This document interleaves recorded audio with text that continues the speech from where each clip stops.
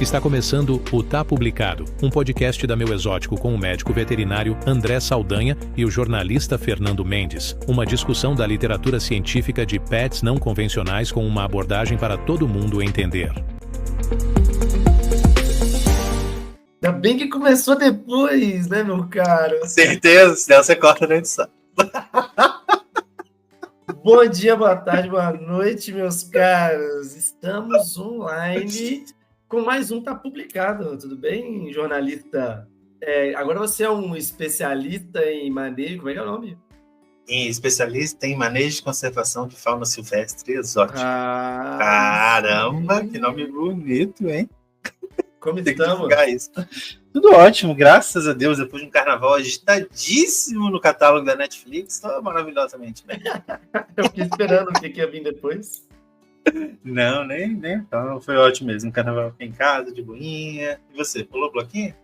A idade chegou, né, meu caro? Nossa, Não tá fácil. Não, estamos aqui, fiquei caseiro, arrumando meus bichos e não acumei nada, né, pelo visto. Mas estamos no processo. E hoje eu trouxe mais um presentinho para você. Surpresa, já vi no título ali da gravação, já gostei. Perfeito. Hoje é sobre pogonas, meu caro. E hoje nós vamos falar sobre não é nem sobre uma coisa, mas sobre um órgão muito relevante. Quer chutar? Rim? Muito bom! Tá zoando? Sério? Lógico que eu tô zoando. Sabe aqueles memes do Instagram que os caras perguntam o preço e fingem que a pessoa acertou? Errou! Nós vamos falar sobre fígado, meu caro. Fígado. Fritinho com a cebolinha. Deu até uma ganha na boca. Não, tipogona eu acho que não é dos melhores, cara. Mas, realmente, de algumas outras espécies, acredito que há quem goste, quem odeie, né? Mas tudo bem. E hoje, Fernando Mendes, eu trouxe para você, deixa eu compartilhar aqui com você e com os nossos ouvintes, o título do artigo. Por favor. Posso? Deixa eu compartilhar. Por favor, estou à espera deste momento.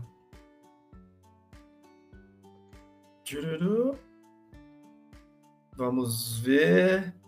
Aqui está, meu caro. Esse artigo aqui que foi publicado na Veterinary Pathology, então na Patologia Veterinária 2023, porque aqui nós somos atualizados, né? Vou dar um zoom aqui para quem gosta de mais informações, vai estar na descrição do nosso podcast, como sempre. Inclusive, Fernando Mendes, eu estou com a ideia aqui de criar uma pasta com todos esses artigos do Tá Publicado. O que você acha? Para a gente compartilhar com a galera? Exatamente. Digo mais. Eu diria uma pasta. O que a gente poderia fazer? A gente pode colocar ele, toda vez que sair um Tá Publicado, eu subo um post no nosso blog com embedado o YouTube lá e a gente coloca o link para o artigo. O que você acha? E digo mais, dá até para ter uma comunidade do Tá Publicado. Você já conhece a comunidade do Meu Exótico, inclusive? Aí sim, hein? Nossa, gostei, hein? Vou te falar que muita gente talvez vai gostar de compartilhar artigos, de mandar artigos para a gente gravar aqui. Vou criar. Cadê post-it? Vamos criar post-its. Com a minha caneta laranja.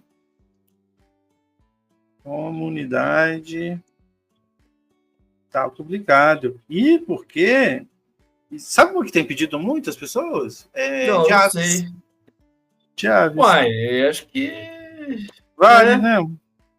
Eu acho que, assim, valeria a pena começar com 2 grandes nichos, sabe o quê?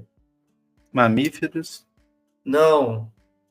Citacídeos e rapinantes.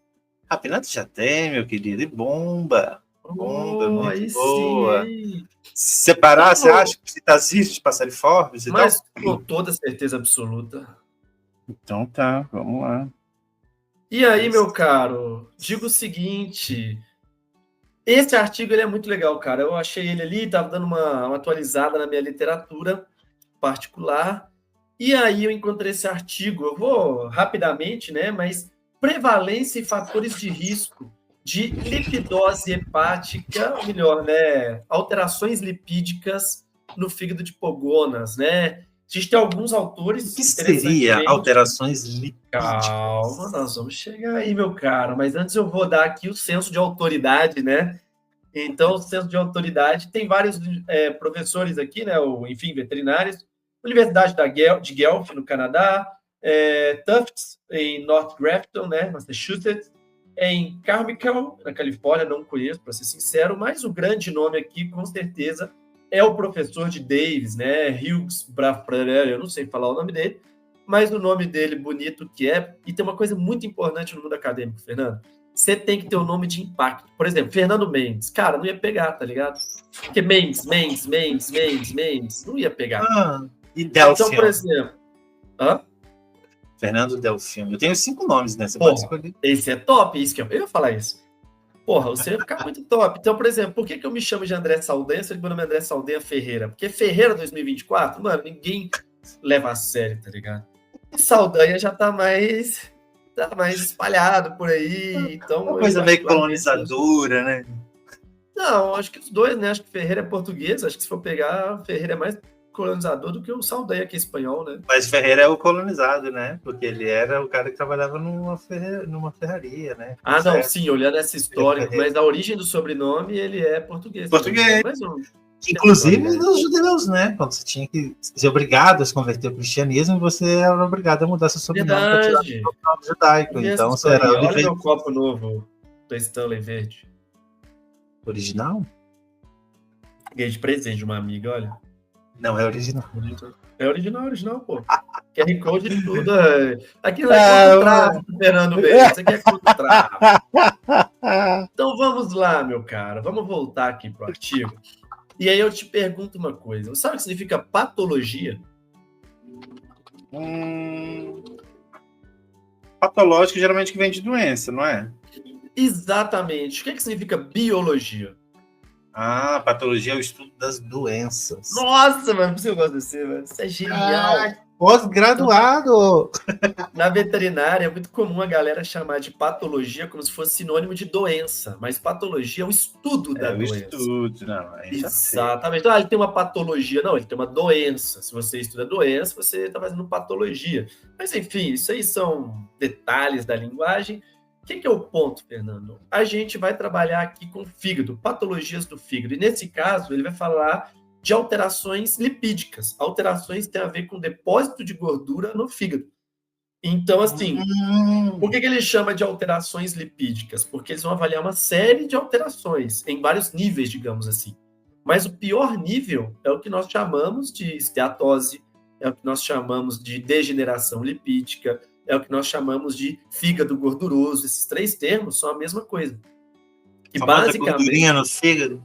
Famosa gordurinha no fígado, exatamente. Cara, e esse artigo, ele é muito massa, por quê? Porque é um bagulho que a gente sabe que tem, a gente sabe que acontece em várias espécies, a gente sabe o que causa, mas a gente ainda fica meio no tudão, assim, sabe? Tipo, sim. Não pode isso porque faz isso, não pode tenebra porque dá muita gordura, mas sabe umas coisas meio generalista demais? E aí eu achei legal esse artigo por isso. A diferença, né? A gente não sabe, a gente fala muito disso do tenebro, a gente fala de uma outra coisa. E outra, a gente fala da nossa cabeça. Quão gordura tem? Exato.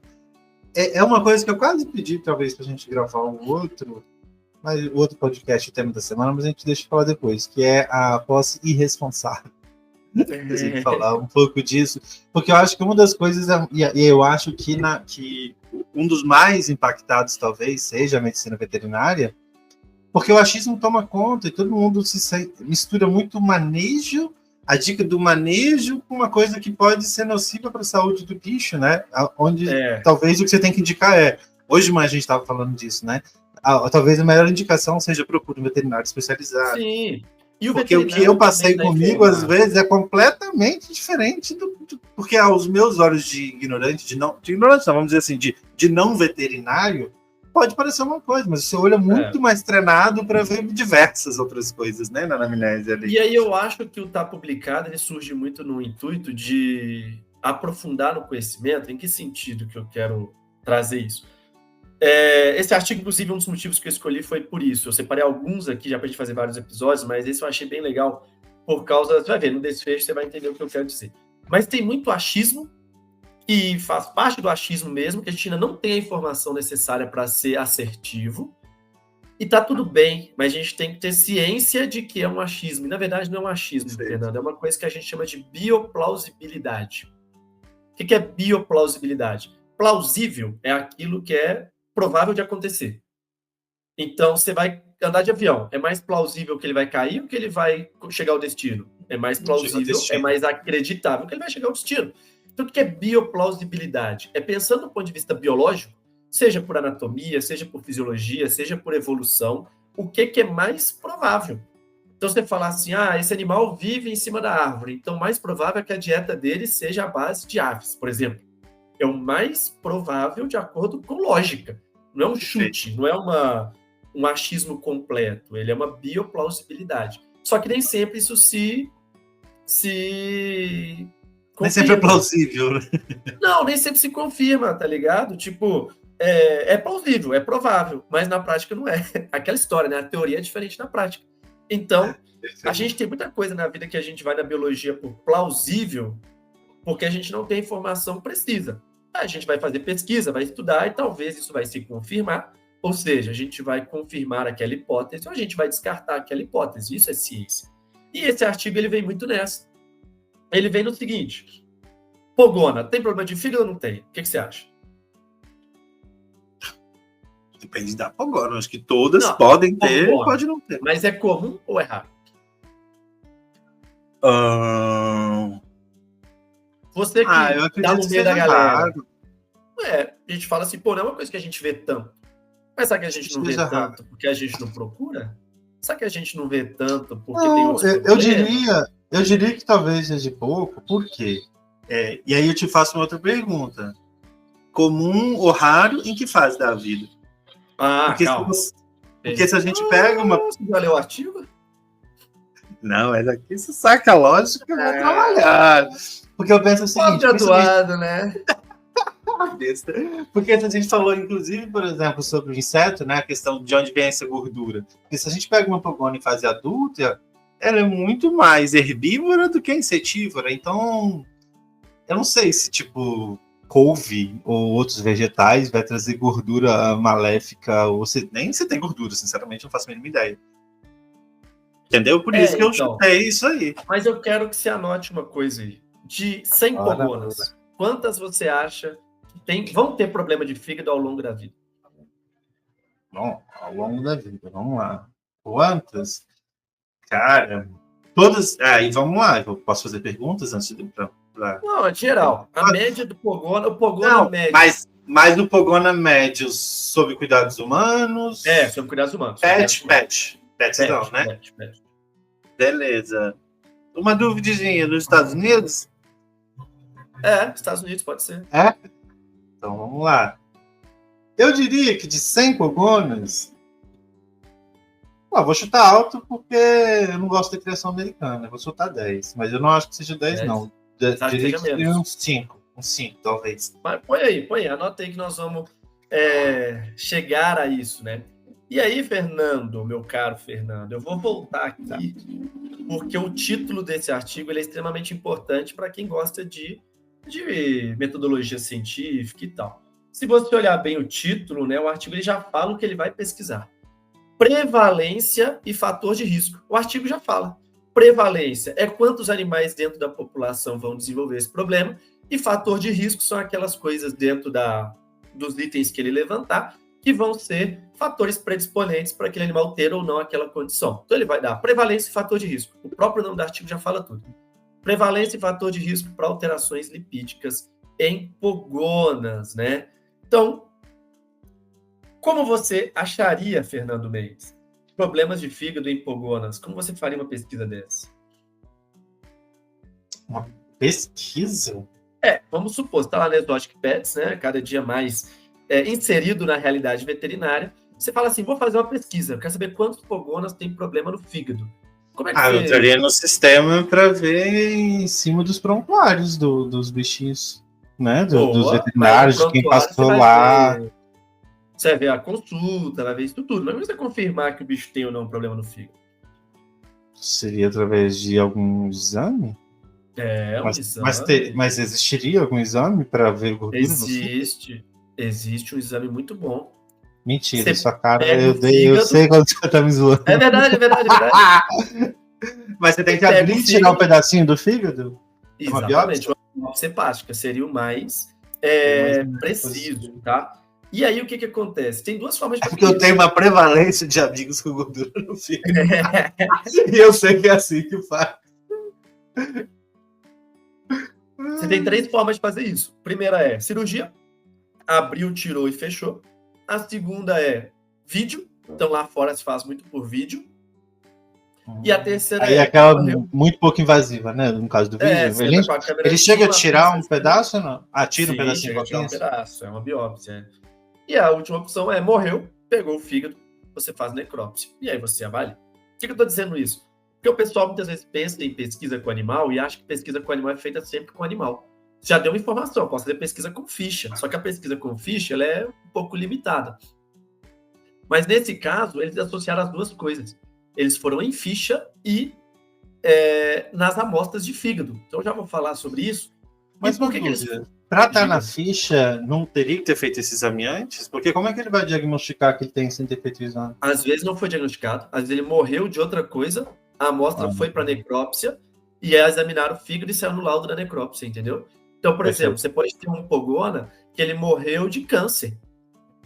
Aí fizeram necrópsia, tem a amostra do fígado na necrópsia e ele diagnostica o problema hepático. Então, eu já vou chegar exatamente nisso. Por que a gente tem problema hepático? Já que você tem vários amigos que tem. Geralmente é o povo que se alimenta mal, come muita gordura ou cachaceiro. Exatamente, cara. O fígado, ele tem algumas funções, né? Eu falo que ele é a fábrica do corpo, ele produz muita coisa. E como fábrica, toda fábrica polui, toda fábrica tem uma demanda energética grande, e o fígado é a mesma coisa. Então, o fígado, ele faz muito metabolismo, faz muita coisa, ele precisa de muita energia. E uma das formas de você armazenar energia no corpo, uma das principais, inclusive, a médio e longo prazo, é a gordura. Porque glicose, você tem pico de glicemia, baixo pico de glicemia, você vai regulando meio que de imediato. Proteína é a última coisa que a gente quer perder no corpo. Tanto que você só perde proteína, massa muscular, quando já está em níveis mais avançados de catabolismo, de quebra de energia. E o lipídio, ele é a forma de acúmulo de gordura, natural. Beleza. Qual que é a diferença? Cada bicho armazena gordura de um jeito. Então, vou para o ser humano. Onde que o ser humano armazena gordura? Homens. Eu na Pessoas do barriga. sexo masculino. Barriga. Típico do homem é barriga. É padrão. Você não vai A ver mulher cara... em outro lugar? Mulher em outro lugar, pô. Por causa de efeitos hormonais. Onde que a mulher acumula mais gordura? Seios, quadril, coxa. Também na barriga. Não quer dizer que não acumule. Não quer dizer que o homem também não acumule em outros pontos. Mas é prevalentemente. Por exemplo, eu, como bom bonequinho do MIB, eu sou magrelo e barrigudo. Mas uma mulher começa a ganhar peso anualmente, ela acumula gordura em outros locais. E o contrário também é verdade, né?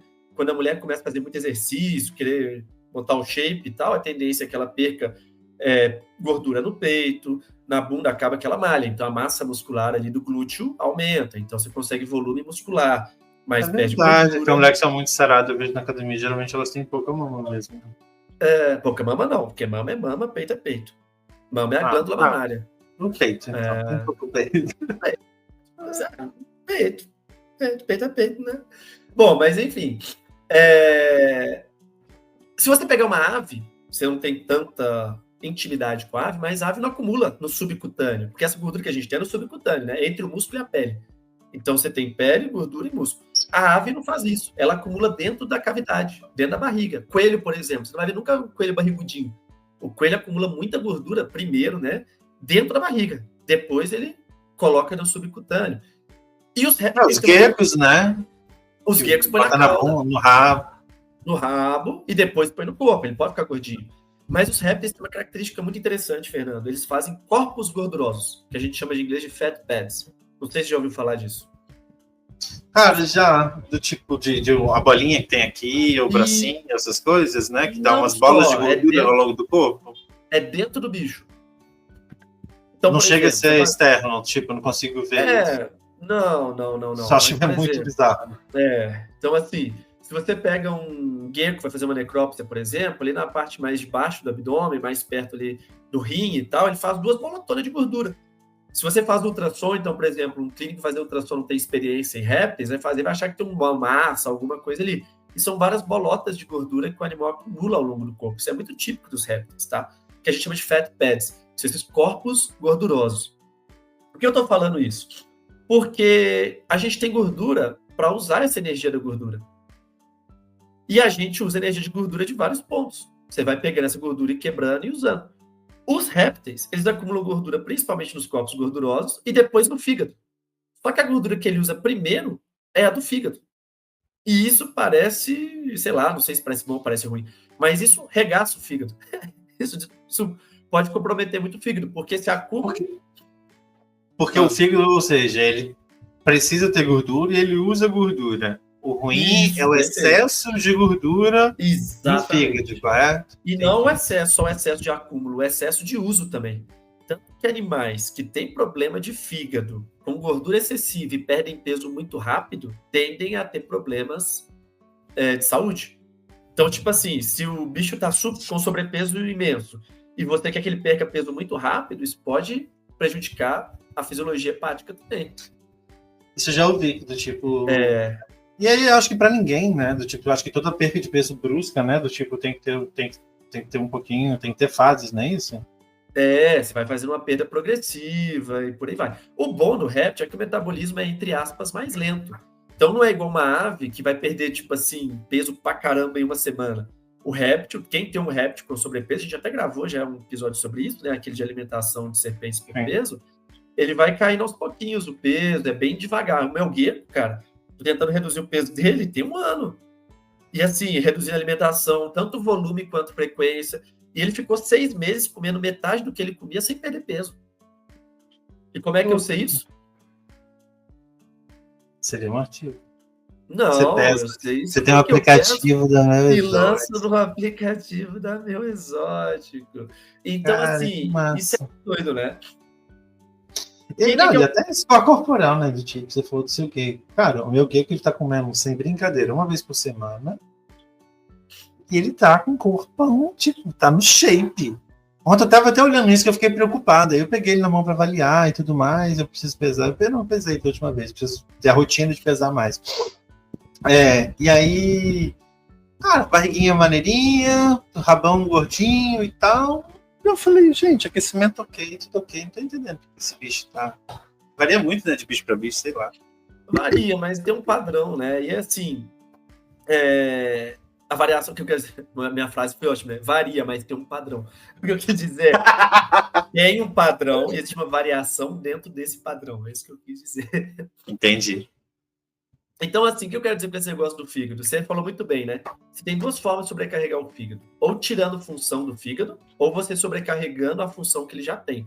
Então, o cara que bebe muito, ele vai sobrecarregar o fígado com álcool, então ele vai acabar acumulando gordura, porque o fígado não vai ser tão eficiente quanto era antes. Mais ou menos isso, né? E o contrário também é verdade. Se você põe muita gordura, vai começar a acumular no fígado e vai desenvolver um problema. E é igual eu falei para você, quando você sobrecarrega a perda de peso também, você acaba tendo um problema muito grande. E o que acontece com os répteis? Os répteis são muito adaptados a ter um metabolismo lento. Então a tendência é que eles não mostrem com tanta frequência. Vou te dar um exemplo prático. Gato e coelho são bichos tipo muito sensíveis no fígado. Se um coelho fica 3, 4 dias sem se alimentar, ele já começa a ter problema hepático. Gato, 2, 3 dias, se ele não come bem, 2, 3 dias, ele já começa a ter problema hepático, principalmente se ele for obeso. Então você pega um gato gordão, ele tem um problema qualquer, ele para de comer, 2 ou 3 dias ele já vai começar a apresentar problemas hepáticos, porque ele vai começar a mobilizar essa gordura do fígado, e essa mobilização de gordura do fígado vai sobrecarregar o fígado. O réptil, ele faz uma coisa muito interessante, alguns, não todos, mas que é a abrumação. A abrumação que é como se fosse a hibernação. Então, fisiologicamente, ele já é preparado para o fígado lidar com isso. Tipo, por mais que ele fique sem comer um tempão, ele já é preparado evolutivamente para ele não sobrecarregar o fígado. Porque imagina, uma tigre d'água que fica enterrada 2, 3 meses, dependendo da região do Brasil, sem comer nada. Ela ia morrer. Ela ia voltar sem fígado e ia morrer. Não quer dizer que não possa acontecer. Mas é mais difícil. Bem mais difícil do que um cachorro, do que um gato e um coelho, por exemplo. Perfeito. E, tipo, mamíferos, eles dão sinais, geralmente, de qualquer coisa, perfeito, né? Mais exatamente, rápido.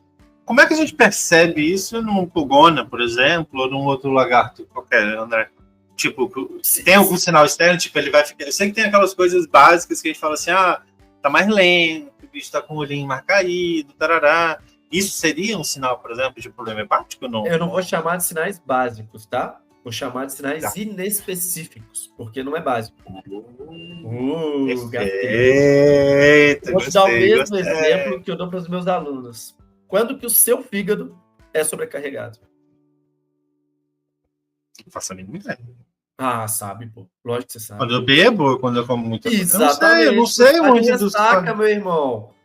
O doente mas hepático... eu sou pessoa fit agora, né, André? Não tem ressaca lá. O doente hepático, ele é um doente ressaqueado. Eu gosto de falar isso para os meus alunos. O que você tem com ressaca? Pô, você fica quieto, pode ter azia, você pode ter enjoo, você pode ter vômito, você pode indisposto. É óbvio que não são todos os sinais da ressaca, né? Mas é isso que a gente vê. Mas, assim, o início é exatamente com sinais inespecíficos. Por isso que eu vou mostrar o método que eles fizeram aqui da pesquisa. O animal vai estar letárgico, que é quieto, ele vai estar anoréxico, que é comendo menos, ele pode ou não ter vômito. Então, assim, é bem inespecífico. Mas a gente costuma ter Eu não vou entrar aqui em tantos detalhes médicos, que eu acho que não é o objetivo, tá? Que é o pessoal da veterinária, até o pessoal da biologia fala, mas icterícia, enfim, um monte de coisa. Pode acontecer, mas aí a gente começa a entrar num nível de detalhamento muito grande que não é o foco. E eu tô te escutando.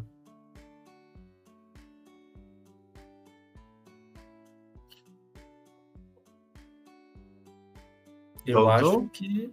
Eu voltei ou você voltou? Não, você que travou pra mim. Será? Será que foi?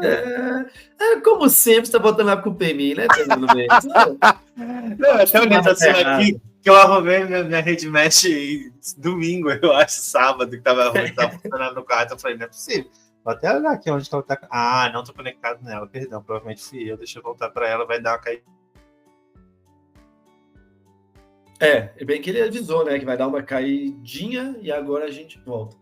Bom, de toda forma... Né? Agora ótimo, bora. Agora sim. Nunca mais cairá. Eu estou passando aqui no artigo, então, só para ver se eu não esqueci nenhum ponto, né? Ele fala exatamente isso tudo que a gente falou, ele ainda fala que a gente sabe que a... Você vai explicar a metodologia? Vou, calma, só estou acabando aqui, só para ver a introdução do artigo, se eu não pulei nada. Ele fala aqui um pouquinho sobre essa questão da dieta, né, dos dragões barbados, que normalmente é muito comum o pessoal dar muito inseto com alta taxa de gordura, né? E ele fala exatamente... Você vai me dar mais perguntas para tentar acertar no final ou só aquela de 5? De 100? Não, acho que é só aquela mesmo. Beleza. As outras você já matou, então não tem nem graça. Uma dúvida, até não sei se ele vai falar ou se você planejou falar. Ele fala dos insetos com maior teor gorduroso. Não, ele vai falar. Ele fala. Poxa, ele só cita que são insetos. Ele fala exatamente que é uma taxa de gordura com insetos larva, né? Que ele fala que é a fase larval que é a mais rica em gordura. E ele cita que tem 18 a 29% de gordura em média esses insetos. Então, uma porcentagem de gordura bem alta para uma dieta, principalmente considerando a 29. Principalmente para adultos, né? Que você já adiantou que isso varia, a gente sabe que varia durante a vida do Pogona. E aí, Fernando Mendes, vamos então para o materiais e método, né? Materiais e método é como que eles fizeram esse artigo. E uma coisa muito interessante é que ele é um estudo retrospectivo. Por isso que eu gostei de trazer ele aqui. Ele não é aquele estudo que a gente vai pegar, vai testar, vai colocar, que aquele estudo é experimental. Ele é um estudo que ele vai analisar os dados já coletados. Por isso que ele é chamado de estudo retrospectivo. Ele olha para o passado. O que é muito bom, porque você consegue ter uma quantidade de animais muito grande, mas dependendo, a gente tem que tomar muito cuidado. Então, por exemplo, se eu faço um estudo retrospectivo sobre o tratamento de uma doença, e nos últimos 5 anos surgiu uma droga nova, se você faz um estudo retrospectivo de 10 anos, você vai começar a pegar coisa que não faz sentido. Então, assim, estudo retrospectivo de dieta de Pogona, você vai ver aqui, eu já vou adiantar, né? Que eles usaram amostras de 1998 até 2018. Então, são 20 anos de amostras. Por um lado é bom, mas por outro lado eu acho que o manejo desses bichos mudou muito de 98 a 2018. Então, assim... Foram 100? 100 Pogonas? Qual é? 100 Pogonas, meu caro. 809 Pogonas. Então, eles pegaram 809 relatórios de Pogona, né? Não são Pogonas. Então eles pegaram 809 animais, dados, ok? É bicho pra caramba. Quero fazer uma ressalva, então, parênteses mais uma vez, e falar e ressaltar a importância do mercado pet para o avanço da medicina veterinária. Porque onde você conseguiria um N desse, por exemplo, se esse estudo fosse feito no Brasil? Não ia ter. Você não ia conseguir isso. Agora, se tivesse mercado pet, a gente conseguiria fazer pesquisas como essa, justamente ou aprofundar mais, ou pesquisar cada vez mais, para melhorar a vida dos bichos, mano. Conhecer mais os bichos, oferecer o melhor para eles. Só essa militada. Exatamente. E uma coisa interessante aqui, Fernando, é o seguinte. Na verdade, assim, foram 809 relatórios de patologia, né? Eu estou até confirmando se foram 809 animais, porque você pode ter mais de um relatório do mesmo paciente, tipo, em vários momentos de vida, enfim. Mas eu vou, a gente confirma aqui passando, achei. Mas foram 809 amostras avaliadas. E aqui tem uma outra coisa que você não deve ter se tocado, mas eu falei de propósito no início do episódio. Você viu que eu falei que tem um professor de Guelph, um de Tufts, um do lugar que eu não lembro, e um de Davis. São que para mim, se isso fosse reinos de Game of Thrones, para mim ia ser a mesma coisa. E aqui no caso é a mesma coisa. Se a gente for para reinos de Game of Thrones, são 4 reinos diferentes. A chance de você ter mais pacientes em 4 reinos é maior do que em um único reino. Então é um tipo de estudo que a gente chama ele de... Me fugiu o nome agora, estava na cabeça e fugiu. Mas enfim, com várias localizações. Faz sentido? Você pega de vários, por exemplo, você tem uma pesquisa da Positivo junto com a Pets, junto com as Silvestres. Então você acumula os casos de vários locais para você aumentar a quantidade de animais. Eu acho que não só quantidade, né? Mas eu acho que também até o manejo pode ser diferente. Se for de um lugar diferente, talvez, né? Tipo, se fosse com questões, sei lá, regionais, por exemplo, trazendo para o Brasil, o manejo do cara que mora no Nordeste, com uma pulgona, o cara que mora no Rio Grande do Sul, o cara que é diferente. Não, mas acho que nesse caso não se aplica, porque você vai ter que olhar variáveis muito fixas. Eu concordo com você que é diferente, mas a gente não consegue dosar isso, a não ser que seja uma coisa muito específica. Por exemplo, uma região fria, uma região quente, um animal que vive em ambiente externo. Aí seria possível. Perfeito. Mas aqui a gente tem que pressupor que todo mundo está sendo mantido no mesmo manejo. E isso é uma coisa ruim do estudo retrospectivo. Quando você faz o estudo retrospectivo, por exemplo, eu poderia analisar nesse caso se a temperatura que o animal é mantido é um fator de risco. O animal mantido mais frio vai ter mais doença hepática, por exemplo. Só que dificilmente porque o metabolismo dele vai ser menor, né?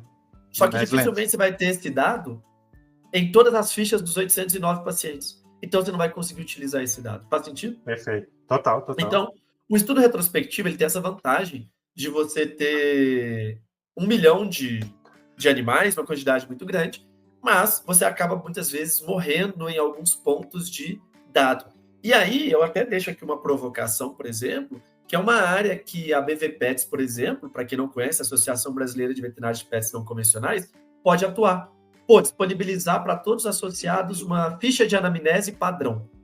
Todo mundo usa a mesma ficha, todo mundo que for associado à BV Pets usa a mesma ficha, porque daqui a 10 anos, você vai pegar a ficha de todo mundo que é da BV Pets, vai compilar esses dados e a ficha vai estar igualzinha. E aí você vai conseguir desenvolver isso. Faz sentido? Onde que eu quero chegar? Total. Estou anotando aqui para passar para José Mourinho. E aí, meu caro, eles fizeram 2 análises, né? Lembrando que eles não utilizaram a pesquisa por pogona, e sim por lâminas de tecido, então por biópsias hepáticas. Seja biópsia de um animal que foi feito viva, seja biópsia do animal que foi feito já depois de morto, mas depois que você coleta o fígado desse paciente, você corta ele, você coloca numa lâmina mesmo, de vidro, um tecido bem fininho, normalmente é de 5 micrômetros, que é bem fininho, que ele colore com um corante, né, com um pigmento ali, e coloca no microscópio. E aí lá no microscópio você consegue avaliar a arquitetura do tecido. O que é a arquitetura do tecido? É como que as células estão dispostas de maneira física dentro do tecido. Então você consegue ver, aqui tem uma célula de fígado, aqui tem uma célula de gordura, aqui tem uma célula disso, aqui tem isso, aqui tem aquilo. Então você consegue ver a arquitetura daquele tecido. Você consegue ver como é que ele está distribuído. Eu ia até fazer uma pergunta, mas depois eu achei que ela fosse besta, mas isso você falando isso me dá o gancho. Essa gordura que acumula no fígado, ela é tipo uma membrana que ela vai encapar esse fígado? Ela é alguma coisa que cirurgicamente você consegue ir lá e arrancar essa gordura? Não, ela está no meio do fígado. Ela é completamente tipo uma picanha maturada ali. É no Mais meio do que da a picanha carne. maturada. É no meio. Porque a picanha maturada, quando você corta, você vê. Você vê aquela tipo, veinha músculo. lá. Não. Eu vou achar No aqui o fígado, nada, né? Não, vou te mostrar isso como é que é a olho nu, macroscopicamente. Que legal. E aí é bom para os nossos Ou ouvintes não. também. Hã? Não, excelente, excelente. É porque acontece a mesma coisa que a gordura, só que Ou seja, só que é nunca um nível... nunca o tratamento para uma gordura no fígado será cirúrgico. Nunca, nunca, nunca, nunca. Legal. Pelo contrário, é um fator extremamente complicador para processos anestésicos, por exemplo. É que eu acho que o Google aqui ele não vai mostrar uma foto de um fígado em vivo, né? Mas tem esse esquema aqui que eu acho que fica bem visual. Deixa eu abrir aqui só para vocês entenderem. E tem uma outra coisa que é boa também. Deixa eu compartilhar. Muito bom isso. Isso aqui. Esse artigo. Desse assunto. Calma, a gente nem chegou na parte interessante ainda, meu caro. Olha, veja se você vê comigo aqui, ó. Esse fígado. Então, esse fígado normal é esse vermelho. Para quem está só escutando, ele tem que ter aquela cor vermelha, vermelho forte, vermelho brilhante, uma cor meio quase cobre, assim. E o fígado esteatótico, digamos assim, ele está amarelado, ele está sem brilho, mas você vê que não tem, igual na picanha, assim, um traço de gordura, não, é inteiro. E aí, veja se atualiza aqui, atualiza. Isso aqui é uma lâmina. Aqui a resolução está ruim, mas uma lâmina de um fígado. E você pode ver várias bolinhas brancas, tá vendo? Tem os vermelhinhos. Essas brancas que são a gordura? Gordura. Isso daí tá ferradinho. Então são glóbulos de gordura, né? E o que é a verdade, o que é isso? Esse branco não é a gordura. Esse branco é um buraco onde a gordura estava. Porque, na verdade, quando você prepara a lâmina, a gordura sai. E aí fica esses buracos. Entendeu? E aí isso aqui tudo é gordura. Isso aqui tudo é glóbulos de gordura. Então, tá vendo essa bolinha roxa aqui, no meio da vermelha? Cada bolinha vermelha é uma célula, e aí esse roxo é o núcleo da célula. Ou seja, as bolotas de gordura são um pouquinho maior que cada célula. Então elas bem grandonas, né? Mas grandona comparada a uma célula, né? Não grandona de verdade. O que eu quero dizer, você não consegue ir lá tirar isso. Não, de forma alguma. De forma alguma. Faz sentido? Caramba, mas aquele fígado tá bem ferrado, pelo visto, né? Parece que tem mais gordura Eu do que não célula tenho. do fígado. Eu não tenho esse parâmetro, para falar a verdade. É uma coisa que faz parte da minha rotina. Para fazer isso que é normal, não. Mas isso é importante, porque eu não só eu gosto de gravar o Tá Publicado com você, Fernando, por isso, cara. Porque você é um cara inteligente que dá o gancho pro próximo ponto. Como que eu vou avaliar esse fígado e como que eu vou avaliar isso? Então, aqui, ó, essa tabelinha aqui mostra muito bem isso que eles fizeram. Eles não só avaliaram a quantidade de gordura, como eles deram scores de 0 a 12. Que maneiro. Como que eles fizeram isso? Tanto de maneira subjetiva, ele olha e fala, isso é leve, isso é grave, isso é moderado, quanto de maneira objetiva, dando score de 0 a 12 certinho, para poder fazer isso, e tanto visualmente, como com o sistema, deixa eu achar aqui, ó, avaliando um parâmetro quantitativo microscópico. Então, eles conseguiram dosar de maneira quantitativa. Isso aqui tem tantos por cento, isso aqui tem tantos por cento, isso aqui tem tanto, isso aqui tem aquilo. Então, existem tantos softwares como de maneira visual para você avaliar isso. Eles não falaram, tipo, esse tem muito, esse tem pouco. Não. Eles falaram, isso tem, esse é nível tal, nível tal, nível tal, nível tal. Então, isso é a metodologia. Eles pegaram as análises, as lâminas, pegaram as análises e deram um score se estava presente ou não em qual grau de 0 a 12. Depois eles juntaram em leve, moderado, grave. Deixa eu ler aqui. Leve, moderado e grave. Os 3 níveis que eles avaliaram. E aí, Fernando, tem uma coisa importante nos artigos. Nem tudo que você quer, você consegue. Então, dessas 809, né? Algumas estavam faltando alguns dados essenciais. Por exemplo, sexo, idade, alguma coisa assim estava faltando desse paciente. E como eles queriam avaliar o fator de risco, eles precisavam saber esses dados. Foi o que você falou, por exemplo, temperatura. Talvez faltava muita temperatura, por isso que eles nem usaram temperatura. Então, como faltava idade ou sexo, eles tiveram que remover alguns dados da análise, né? E acabou que eles chegaram... Eu não tinha suficiente para podia atrapalhar no padrão, né?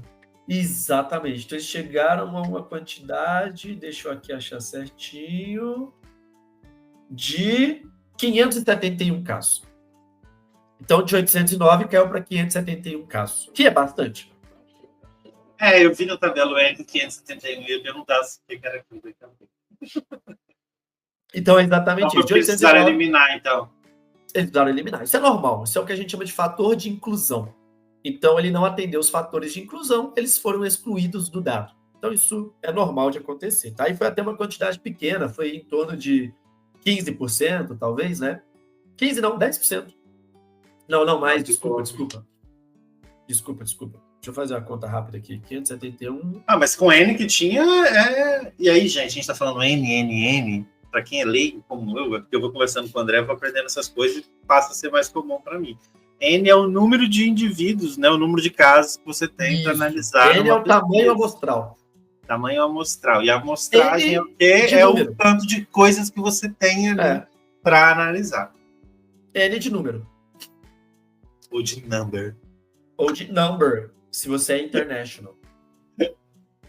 E aí, Fernando, o que aconteceu? Aqui eu vou compartilhar com vocês os resultados básicos, tá? Deixa eu colocar aqui na tela. Opa. Resultados básicos. Então, desses 571, ok? Aqui até fala que foram de 2 instituições, né? Eles pegaram de 2 locais só, não dos 4, né? Que eu tinha falado, então me corrigindo. Então, o que acontece? 352 foram não lipídicos. O que é não lipídicos? Não tinha alteração. Não tinha gordura. Tinha gordura, não a nível de alteração. Todo filho tem que ter gordura, né? Mas não que é uma coisa ruim para ele, né? Exatamente. Leve, então grau leve, 73, moderado, 73 e severo, 83. Então, o que isso quer dizer? Que 60% estava ok, 11% tinha leve, 12% tinha moderado e 14% tinha alterações severas. Então, e já supera o que você tinha falado, né? Você achou que ia chutar para cima. Em 10%. Chutei para cima, chutei 10, E a gente está com ele só de severo, próximo de 15%. Isso é bastante coisa, eu achei, tá? Eu achei uma quantidadezinha considerável. E, cara, eu vou te falar que eu acho que tem muito a ver aí totalmente achismo, né? Como é que foi que a gente falou do achismo no início mesmo? O tipo do achismo. Bioplausibilidade. Isso, bioplausibilidade. Muito incerto para um bicho numa fase adulta.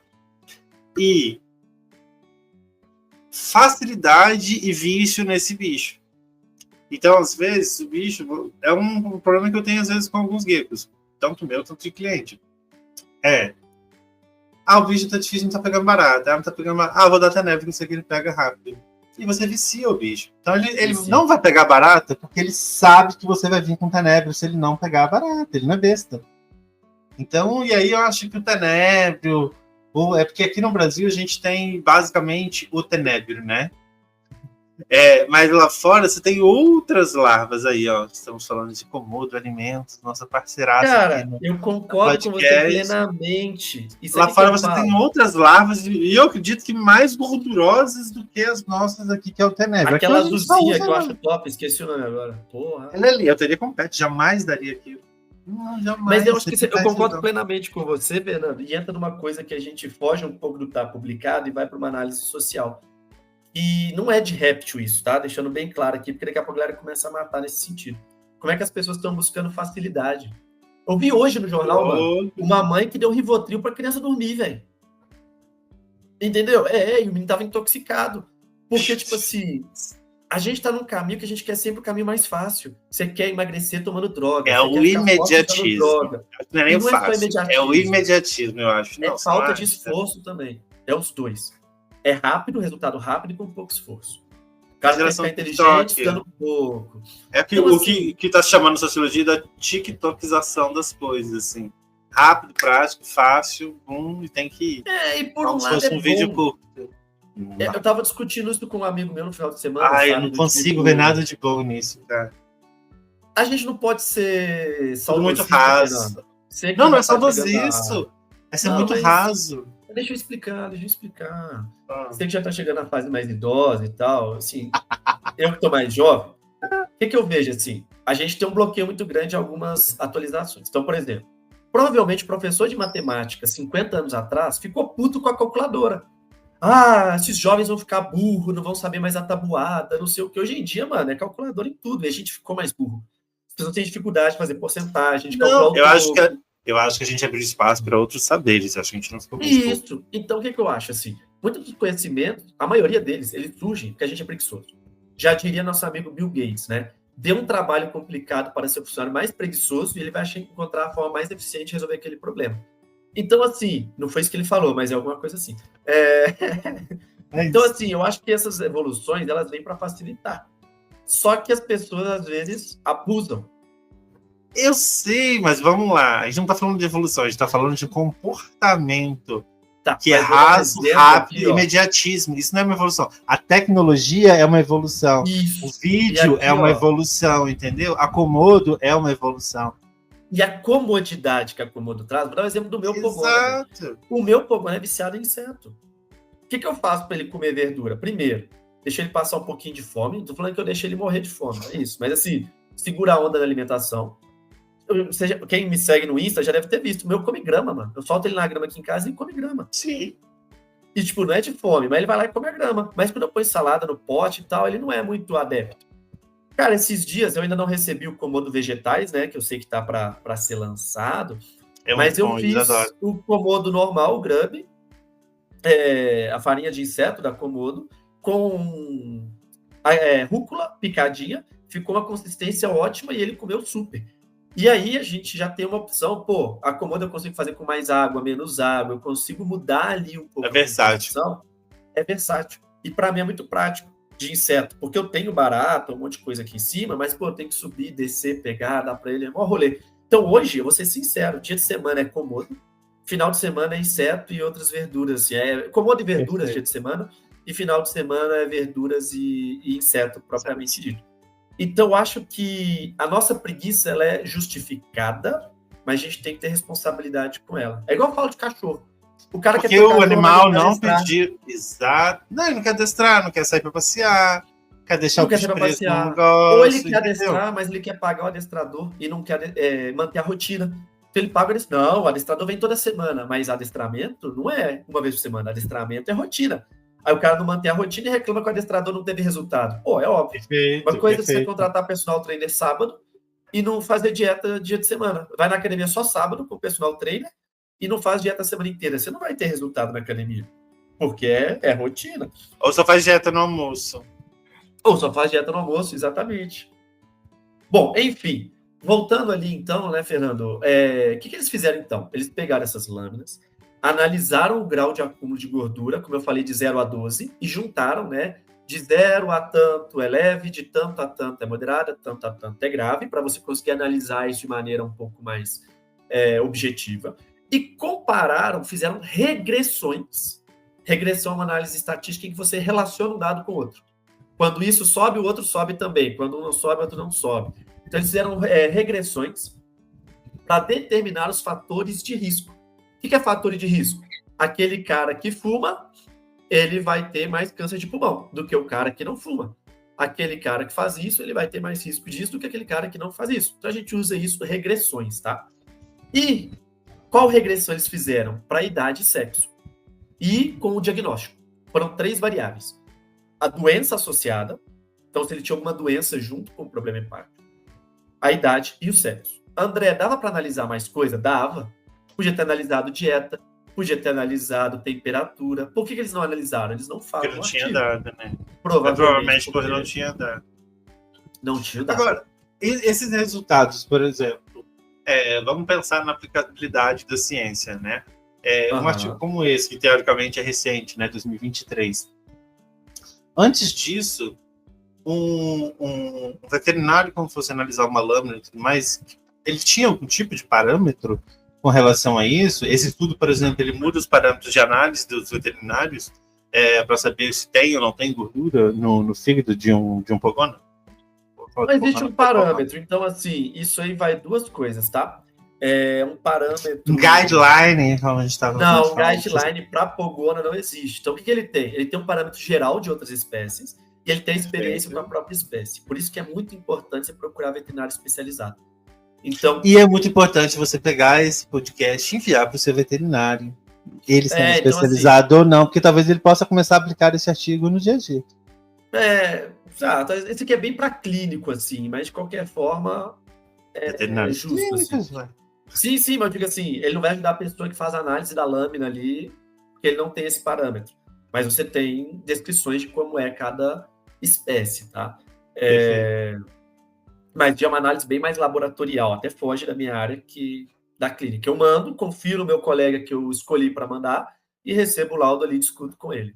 Mas ajudaria, por exemplo, o cara do laboratório que faz essa análise e tudo mais? Na análise, não. No laudo, sim. Não, no laudo, então. Envia para o seu veterinário que ele envia para o cara. Envia até para sua mãe, para sua tia. Manda para todo mundo. A gente quer o seu clique. Brincadeira, mas a gente quer que você curta, deixe seu comentário ou dúvida, segue o canal se você não segue, ou no Spotify ou no YouTube, e avalie também. Isso a gente quer. Perfeito. Não vai dar gordura no seu fígado, hein? Jogamos essa prática. Que isso. Bom, e isso é das regressões, Fernando, para sexo, idade e outras doenças. Então, o que eles fizeram? O macho tem mais do que a fêmea? O velho tem mais do que o novo? E aí, a gente tem duas opções de regressão. Você tem uma básica, que é a de univariável, que se chama de univariate, e a multivariada. Então, a univariada e a multivariada. Qual que é a diferença? A univariada, ela avalia 1 por 1. Macho teve mais que fêmea? Sim ou não? Sexo teve mais que... jovem teve mais que adulto? Sim ou não? Então, ele avalia um, avalia outro, faz uma análise para cada um. Na multivariada, ele joga tudo junto. Ele faz... O macho velho teve mais do que o macho novo? A fêmea velha teve mais que a fêmea nova? Ele junta isso tudo e começa a comparar multivariavelmente, que é o ideal. Por quê? Porque você não trata um paciente que ele é macho-fêmea. Não.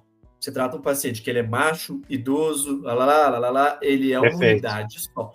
Mas a gente normalmente roda os dois, tá? Mas o ideal é a gente analisar principalmente pela multivariada, tá? Bom, então, de qualquer forma, eles avaliaram isso. E olha que interessante os resultados. Deixa eu compartilhar mais uma vez. Vou primeiro nesse gráfico aqui. Vamos ler eles juntos aqui. Mas figura o gráfico do número de animais que foram avaliados por diferentes níveis, né, de alterações hepáticas por sexo e idade. Os sem sexo foram excluídos. Então, o que é vermelho é macho. O que é rosa, quer dizer, o que é azul o que é vermelho é fêmea. O que é azul é macho, ok? E nós temos adulto aqui e jovens aqui. Então, olha só, não afetado. Machos foram mais vezes não afetados do que fêmeas. Leve, fêmeas foram mais afetadas do que macho. Moderado, fêmeas foram mais afetadas do que macho. E severo, praticamente empatou.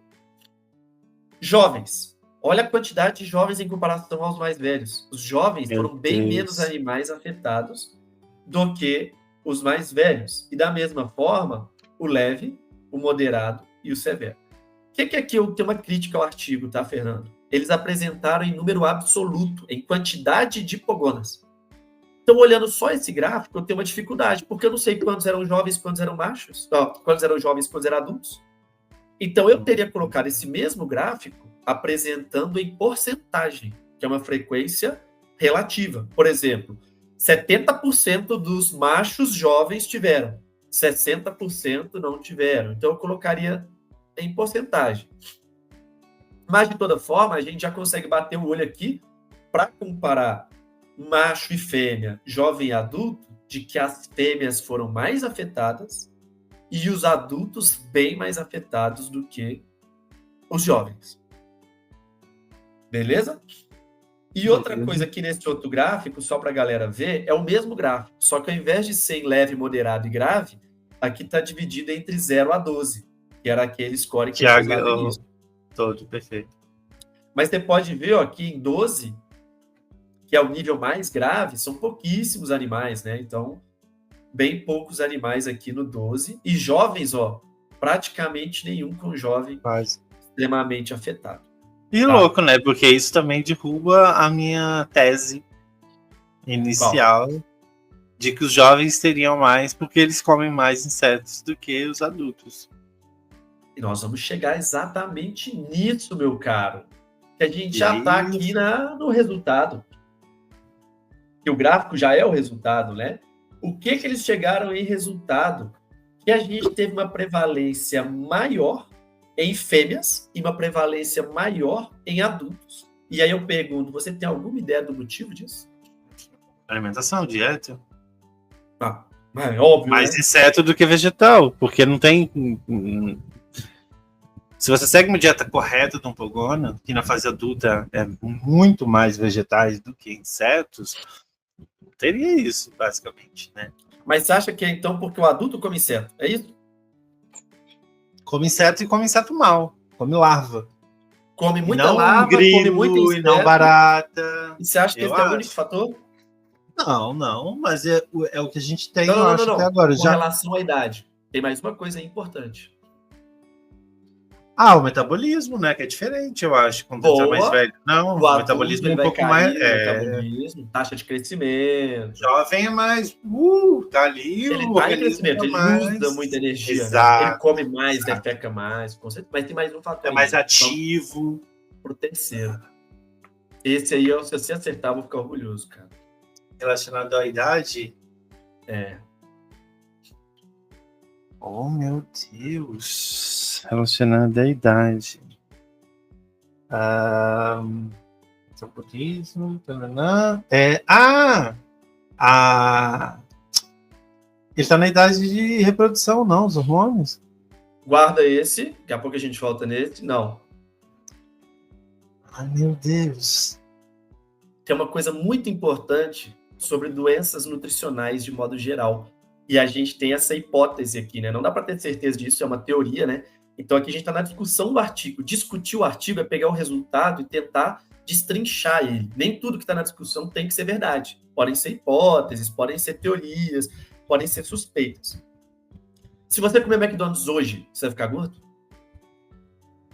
Só hoje? Não. Se você comer McDonald's todo dia durante 5 anos? Provavelmente, sim. Provavelmente. Então, não é só o adulto comer inseto, mas é o acúmulo disso ao longo da vida. Faz sentido? Então, não é porque o adulto come inseto que ele teve. É porque, provavelmente, para ele chegar no nível de doença hepática, ele está acumulando isso ao longo da vida. Mas eu não diria vida. Porque eu acho que tem uma... É porque, tipo assim, você não deixa de ser jovem para adulto em 5 anos. Mas você pode engordar em 5 anos.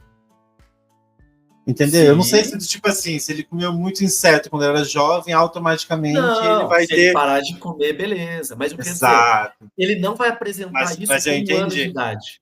Mas ele já é um candidato. E aqui, ó, olha esse dado que interessante, que eles nem discutiram isso, mas eu olhei o artigo e eu achei extremamente interessante. Porque vai ser a prevalecência do modo da dieta, né? Da nutrição, do modo do manejo, da forma de se alimentar. Isso vai acumulando. Mas olha que interessante. A prevalência de moderado para severo, ela vai mantendo meio que igual. É perfeito. Porque provavelmente é o animal que está no processo. Esse cara que hoje é leve, ele provavelmente... Daqui a 2 anos ele vai estar moderado, daqui a 2 anos ele vai estar severo. Se ele manter o manejo. E então, aí, mais uma vez, a importância de fazer check-up com o seu veterinário especializado em pets não convencionais. Exato. Você dá para tratar. Isso. Você muda o manejo. Sabe qual foi a idade média desses animais que apresentaram um problema hepático? Qualquer grau. Mas a idade média? 3 a 4 anos.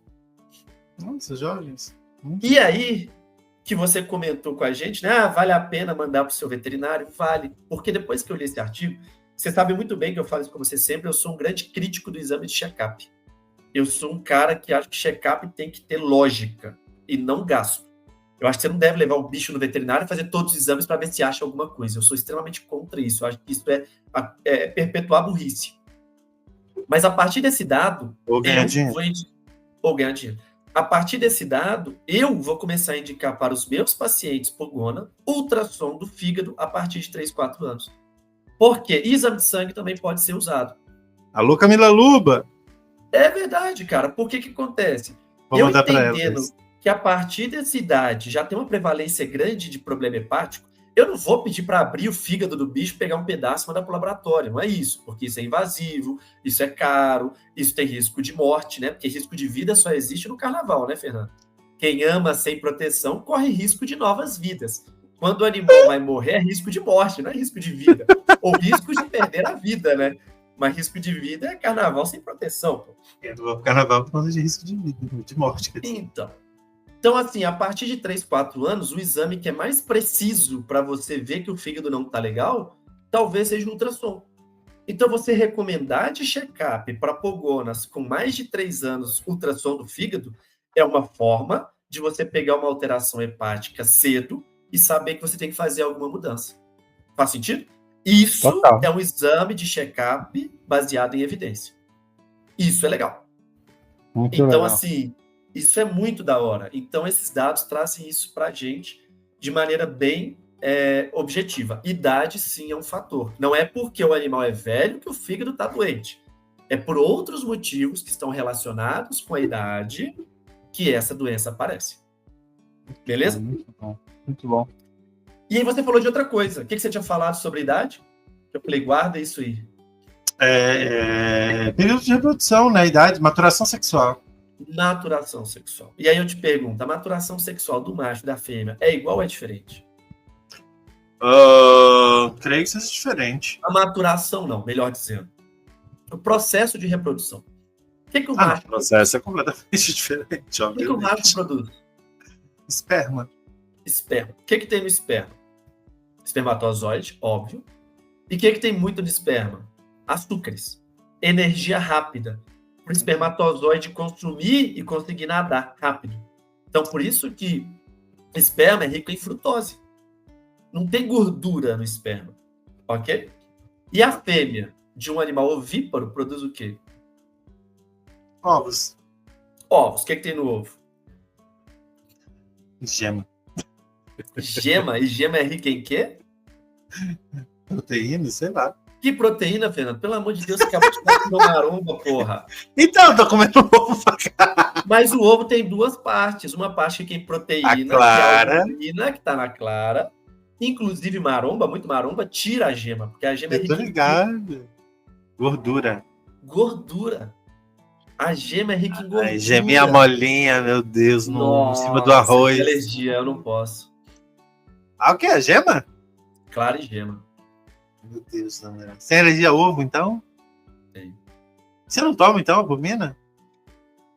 Você pode tomar tanto a hidrolisada quanto a isolada, né? Mas o meu problema é com ovo cozido. Se eu como ovo frito, não me dá problema. Produtos com ovos não dá problema. Vacina não dá problema. Mas... Vacina? Porque tem muita vacina que é feita no meio da clara, né? Inclusive, eles pedem para avisar. Se você tem alergia a ovo, quando você tomar vacina, você tem que avisar que você tem alergia a ovo. Porque alguns veículos são à base de... tem que avisar. Uma vez eu avisei, a mulher olhou pra mim e ficou tipo, eu não sei o que fazer, eu nunca cheguei nessa parte. Aí ela foi me vacinou igual, tá ligado? Se acontecer alguma coisa, você me avisa. Ele me vacinou igual. Meu Deus! Foda, né? Lá na Austrália, isso. Bom, enfim. Então você entende que a gema tem gordura. E a gordura tem que vir de algum lugar. Adivinha onde que é feita a vitelogênese, que é a produção ali da gema? No ovo, não sei. Não, vai no pro fígado. ovo, mas surge onde? No fígado. Olha, meu Deus. No fígado. Então, o que eles perceberam é que as fêmeas... não é à toa que quando você mata a galinha, por exemplo, se eu não me engano, você tira aquele cacho de gemas, que é uma delícia. Isso. Ele fica grudado no fígado. Não tem nada a ver. É só Acho que fica, não, o cacho. Não. Aquilo é o ovário. O negocinho onde eles ficam todos grudados? Que tem fica perto, mas não tem nada a ver. Mas foi boa, a tentativa foi boa, a intenção foi Achei boa. que ele já saía dali de dentro e depois ia crescendo, igual um cacho de uva ali. Aquele que você está vendo, aquele cacho, cada bolota daquela é um óvulo, que foi ovulado do ovário. Não. Nossa, aquele Foi do fritinho, ovário. gente. Quem é da roça vai me entender nesse momento. Mas assim, a vitelogênese, a foliculogênese, né? Na verdade, a foliculogênese, que é a produção do folículo ovariano, ocorre no ovário. Mas a vitelogênese, que é a liberação dessa gordura na corrente sanguínea para chegar até o ovário, para formar essa gema, ela tem ação direta no fígado. E esse metabolismo de gordura pode ser um fator predisponente para fêmeas de hipogonas desenvolverem problemas hepáticos também. Então, acumular essa gordura no fígado. Então, quando você vai para o ambiente doméstico, é uma fêmea que não vai ter estímulo reprodutivo, que ela não vai necessariamente botar ovo toda a temporada reprodutiva. Então, isso, querendo ou não, pode desenvolver ali uma predisposição para fêmeas terem problemas de fígado gorduroso em comparação aos machos. Lembrando, pessoal, isso aqui é a discussão do artigo. A discussão pega o resultado, que é um fato, que é o que eles observaram, e discute esses fatos com base em conhecimentos prévios. Então, pode ser que não tenha nada a ver. Pode ser que um artigo no futuro fale assim, não, isso aqui ele entendeu errado, pode ser um monte de coisa. Mas faz muito sentido que tenha associação da produção. O retrato do momento, o artigo. Do retrato do momento do artigo. Ele pegou a lógica, o que ele sabe sobre fisiologia de fêmeas, sobre o manejo reprodutivo de fêmea, aplicou os resultados e ele tirou essa conclusão, de que provavelmente é isso. Beleza? E uma coisa que é importante falar, Fernando, é que isso não é opinião do autor, tá? Quando o autor escreve, ele manda para o revisor... Dos autores. E não só dos autores, ele passa por 2 revisores. Então, se o cara escreve uma coisa na discussão que é errada, os revisores vão lá e corrigem isso. Então, quando está na discussão, os autores escreveram, todos os autores escreveram, concordam com aquilo, mandaram para a revista científica. Na revista científica, os revisores acharam que faz sentido e aprovaram aquilo ali. Então, você tem aqui pessoas extremamente esclarecidas sobre o assunto que dão o seu aval de que realmente tem lógica o que foi discutido, tá? Perfeito. E aí, para não se estender demais, Fernando, eles encontraram uma coisa que diminui a incidência de problemas hepáticos, que faz com que você tenha menos gordura no fígado, que isso é muito interessante. Gostei. É a parte, é o creme de la creme desse episódio. Seria, porque o que eles encontraram é doenças infecciosas e câncer diminuem a quantidade de gordura no fígado. Acho que eu não pegaria um câncer para reduzir. Exato. O que eles perceberam? Animais que têm doenças crônicas, essas doenças infecciosas graves, ou então uma doença oncológica, né, um tumor... Que acaba tendo que queimar, né? Eu inferindo mais uma vez no meu achismo, porque tem que queimar para tentar alguma coisa e acaba usando... Esse animal está num catabolismo constante, ele está demandando energia constante por causa dessa doença, e isso faz com que se retire gordura do fígado, porque é a reserva energética do paciente. Lembra que eu falei para você? Entre o fat pad, o corpo gorduroso, e o fígado, o réptil prefere tirar a gordura do fígado. Então, quando o animal começa a ter esse catabolismo, ele começa a ter essa... Como é que eu posso dizer? Ele começa a se debilitar, ele começa a tirar a gordura do fígado. Então, eles perceberam isso também, que não é um fato aqui super relevante para a gente, quando a gente fala de manejo baseado em evidência. Mas é um fato que eles encontraram no artigo. Então, para quem é estudante de veterinária, para quem trabalha no laboratório, que vai fazer, às vezes, um laudo de necrópsia, pode trazer esse dado também no seu documento técnico ali. Mas para o manejo do dia a dia, acho que não é o ponto mais importante. Perfeito. E é isso, Fernando. Por que eu gostei tanto desse artigo? Cara, muito Porque bom. ele traz um assunto extremamente interessante, uma análise relativamente simples, resultados interessantes, mas ele não tira a gente do lugar que a gente já sabe. E tá tudo bem. Ele confirma uma coisa que era achismo. Faz sentido? Total. Ele poderia ser melhor? Poderia. Ele poderia ser muito melhor. Mas ele é bom. E ele não é isolado. A melhor Achei ele bem bom. Achei bem bom mesmo. Mas eu quero dizer assim, isoladamente, ele não é a resposta para todos os problemas hepáticos de hipogona. Ele traz 2 dados. Animais mais velhos e fêmeas tendem a ter mais problema. A partir de 3, 4 anos já é um animal candidato a ter problema hepático. Mas a gente tem mais o que descobrir. Eu posso fazer esse mesmo... consultoria gratuita, tá? Posso fazer o mesmo artigo. Copiar tudo igualzinho, analisando dieta. O animal que come inseto todo dia, o animal que não come inseto todo dia, qual inseto que é dado, qual inseto que não é dado. você consegue fazer exatamente o mesmo artigo avaliando a composição da dieta. E esses 2 artigos vão se complementar para a gente criar um conhecimento mais elaborado. Então, você está no TCC aí, está com dúvida? Manda mensagem para todas as clínicas. Ei, você consegue pegar todos os dados aí de hipogona, o que eles comem, o que não comem, vamos avaliar isso, associar com ultrassom, por exemplo. A gente consegue fazer um dado, na verdade, você dá até um mestrado, tá? Não precisa nem ser um TCC. Você dá um mestrado. Adoro que você sempre se empolga, já vai, então, aí que dá isso, que dá aquilo. Não, eu não vou orientar ninguém, eu não tenho tempo para fazer isso, mas estou disposto a ajudar. Se você quiser, a Meu Exótico fornece consultoria científica, fique à vontade para entrar em contato com a gente, mas eu não consigo orientar ninguém, desculpa, gente, perdão, não tenho tempo no momento, nem para mim. Tadinho de mim. Sobre isso. E aí, gostou desse aí, Fernando? Muito bom. Gostei pra caramba. Eu gosto muito desses que traz, tipo, aplicabilidade pra gente, seja pra gente que não é veterinário, mas que a gente possa levar insights pros nossos veterinários. Porque, mais uma vez, né, a medicina de países não convencionais, principalmente de répteis, acho que de pequenos, né, principalmente de mamíferos, ele já é mais desenvolvido, já tem um volume maior. Mas de répteis, qualquer provocação, qualquer inquietação, qualquer insight novo, já é muito rico. Então eu gosto muito quando traz esses temas que a gente consegue aplicar, real mesmo, aplicar. Então, mesmo que a gente não vai esperar dar o problema, obviamente, né? Mas já pode ficar mais ligado, não dá muito inseto gorduroso, né? Na fase larval. Como veterinário, o que eu fico mais de olho é, a partir de 3, 4 anos, já começar a pesquisar problemas hepáticos, para pegar o mais cedo possível. Então, até aí você pode sugerir para o seu veterinário, né? Se é ouvinte nosso, você pode chegar no seu veterinário e falar, cara, você já ouviu o podcast lá da Meu Exótico sobre problema hepático? Acho que vale a pena a gente fazer aí um check-up hepático, pô, ele já está com uma idade avançada, será que não vale a pena? Então, é esse tipo de conhecimento dessa medicina e esse manejo baseado em evidências que o tá publicado tá aí. Muito bom. Muito bom. Já estou ansioso pelo próximo, meu querido. Muito mesmo. É isso, meu caro. E vamos disponibilizar esse artigo lá no blog da Meu Exótico. Acesse aí como está passando na sua tela, www.meuexótico.com.br. Deixe sua dúvida sobre esse artigo, sobre esse tema aqui nos comentários, seja no Spotify ou seja no YouTube. Ou não só dúvida, deixa pra gente também o que você mais gostou, o que você mais te surpreendeu nesse artigo. Comenta aqui pra gente, deixa aí pra gente saber de você. Manda um artiguinho pra gente também, que você já viu, que você gostou. Boa. E é isso. Até a próxima, não?